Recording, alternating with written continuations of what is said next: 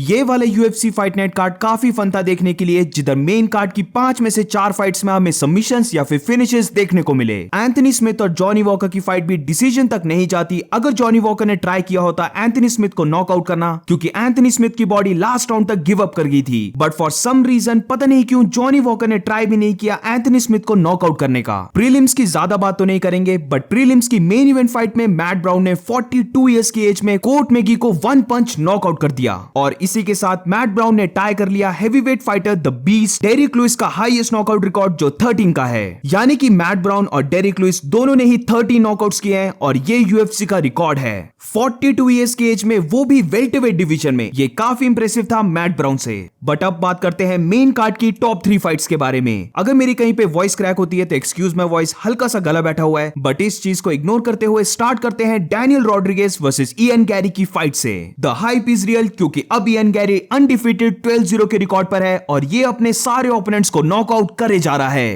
Daniel Rodriguez के साथ fight लेना एक बिग स्टेप अप था इयन गैरी के लिए, क्योंकि डैनियल रॉड्रिगेज एक इजी ओपोनेंट नहीं है, बट इयन गैरी ने डैनियल रॉड्रिगेज को फर्स्ट राउंड में ही नॉकआउट कर दिया। इसी विन के साथ इयन गैरी इस वेल्टरवेट डिवीजन के टॉप 15 में एंटर कर जाएगा। अपनी लास्ट फाइट में इयन गैरी ने नॉकआउट विन की थी, बट उस फाइट में वो खुद भी नॉकडाउन हुआ था। पर आज डैनियल रॉड्रिगेज के अगेंस्ट इयन गैरी ने एक परफेक्ट फाइट की। इस फाइट में इयन गैरी ने अपनी रीच का फुल एडवांटेज लिया। वो अपने और डैनियल रॉड्रिगेज के अगेंस्ट डिस्टेंस को मेंटेन रख रहा था और जब भी डैनियल रॉड्रिगेज इस डिस्टेंस को क्लोज करने की ट्राई कर रहा था, इयन गैरी उसे आराम से काउंटर पंच करके फिर से मूव कर जा रहा था। पर अगर हम इस फाइट को देखें तो इस फाइट में इयन गैरी का जो मेन वेपन था वो था बॉडी किक। इयन गैरी ने several times in body kicks को लैंड किया, जिसकी वजह से डैनियल रॉड्रिगेज ने अपने लेफ्ट हैंड को नीचे कर लिया बॉडी को ब्लॉक करने के लिए। बट जैसे ही उसने ये किया, इयन गैरी ने उसे हेड किक से टैग कर दिया। इयन गैरी की ये फर्स्ट हेड किक अच्छे से लैंड नहीं हुई थी और इयन गैरी का सिर्फ टो लैंड हुआ था डैनियल रॉड्रिगेज के हेड पर इस हेड किक की वजह से इयन गैरी को डेफिनेटली पता लग गया होगा कि अगर वो फिर से फुली कमिटेड हेड किक मारता है तो वो डेफिनेटली डैनियल रॉड्रिगेज को डैमेज देगी। इसीलिए उसने सेम ऐसा किया और इस बार इयन गैरी ने फुल फोर्स के साथ हेड किक मारी जो परफेक्टली लैंड हुई, जिसकी वजह से डैनियल रॉड्रिगेज नॉकडाउन हो गया। और जैसे ही इयन गैरी ने यह देखा कि डैनियल रॉड्रिगेज रॉक हो गया है, Ian Gary unleashed on him. थोड़े ही ग्राउंड एंड पाउंड के बाद रेफरी ने इस फाइट को स्टॉप कर दिया और इयन गैरी इस फाइट को जीत गया by technical knockout. Ian Garry ने इस हेड किक को एक बॉडी किक की तरह थ्रो किया और डैनियल रॉड्रिगेज इयन गैरी के इसी ट्रैप में फंस गया। उसे लगा कि बॉडी किक आने वाली है, जिसकी वजह से उसने अपने गार्ड को बॉडी में ही रखा,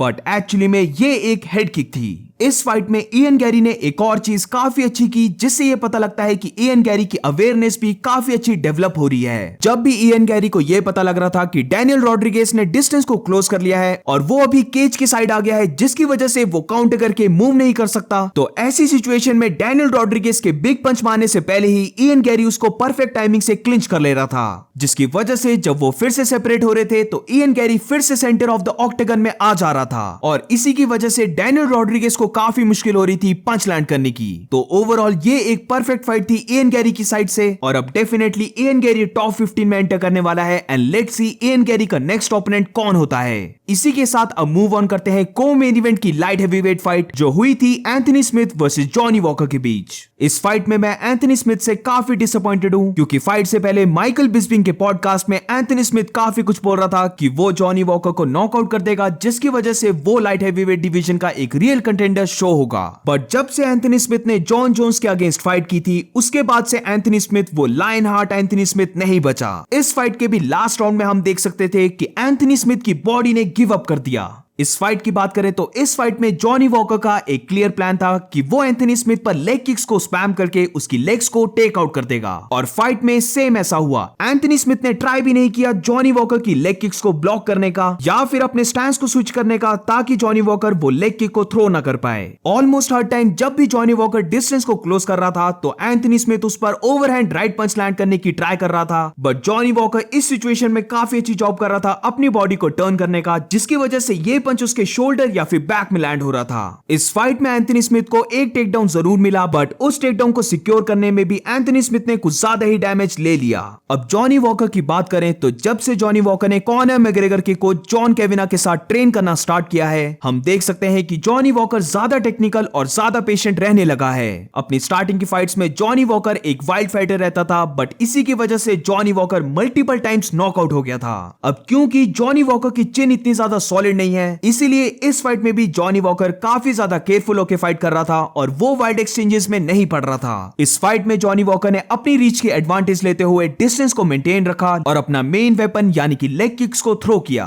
राउंड 3 के एंड तक हम देख सकते थे कि एंथनी स्मिथ की लेफ्ट लेग बुरी तरह से हर्ट हो गई है, जिसकी वजह से एंथनी स्मिथ अपने वेट को पुट भी नहीं कर पा रहा था लेफ्ट लेग में। और राउंड 3 के लास्ट मिनट में ऐसे लगा कि एंथनी स्मिथ की बॉडी गिव अप कर गई है। राउंड 3 के लास्ट मिनट में हम सुन भी सकते थे कि जॉन केविना जॉनी वॉकर को स्क्रीम कर रहा है कि जॉनी वॉकर बिग पंचेस को लैंड करे ताकि वो एंथनी स्मिथ को नॉकआउट कर दे। जॉन केविना भी ये जान चुका था कि एंथनी स्मिथ की बॉडी गिव अप कर गई है और अगर जॉनी वॉकर इस टाइम पे एक बिग पंच को लैंड कर देता है तो एंथनी स्मिथ नॉकआउट हो जाएगा। बट पता नहीं क्यों जॉनी वॉकर ने ऐसा नहीं किया। फिर से फाइट देखने के बाद मुझे ऐसा लगा कि जॉनी वॉकर एंथनी स्मिथ को नॉकआउट नहीं करना चाहता था। लास्ट के सेकंड्स में ऐसा टाइम आया कि Anthony Smith completely shut down हो गया था, बट स्टिल जॉनी वॉकर ने एक भी पंच थ्रो नहीं किया। दिस इज फाइट गेम और अगर फाइटर को अपने स्टॉक्स इंक्रीज करने हैं तो उन्हें ऐसी अपॉर्चुनिटी को मिस जरा भी नहीं करना चाहिए। ओवरऑल जॉनी वॉकर ने तो इस फाइट में काफी अच्छी फाइट की, बट अगर हम बात करें एंथनी स्मिथ की तो मुझे ऐसा लगा कि एंथनी स्मिथ ने एंटीसिपेट किया होगा कि जॉनी वॉकर ज्यादा एग्रेसिव रहकर फाइट करेगा, जिसकी वजह से एंथनी स्मिथ एडवांटेज लेगा और उसको नॉकआउट करने की ट्राई करेगा। बट क्योंकि इस फाइट में जॉनी वॉकर ने ज्यादा पेशेंट रहकर लेग किक्स को थ्रो किया, एंथनी स्मिथ के पास कोई आंसर नहीं था कि वो जॉनी वॉकर के इस स्टाइल को कैसे काउंटर करे। और अब बात करते हैं main event fight Jairzinho Rozenstruik versus Jailton Almeida के बारे में। ब्रो, हेवीवेट फाइटर्स को अपनी रेसलिंग को इंप्रूव करने की काफी ज्यादा जरूरत है। पूरे यूएफसी में जहां रेसलिंग सबसे ज्यादा वीक है वो है हेवीवेट डिवीजन। अब फाइट गेम इतनी ज्यादा इवॉल्व हो रही है कि फाइटर सिर्फ वन डायमेंशनल रहकर टॉप डिवीजन में फाइट को विन नहीं कर सकता।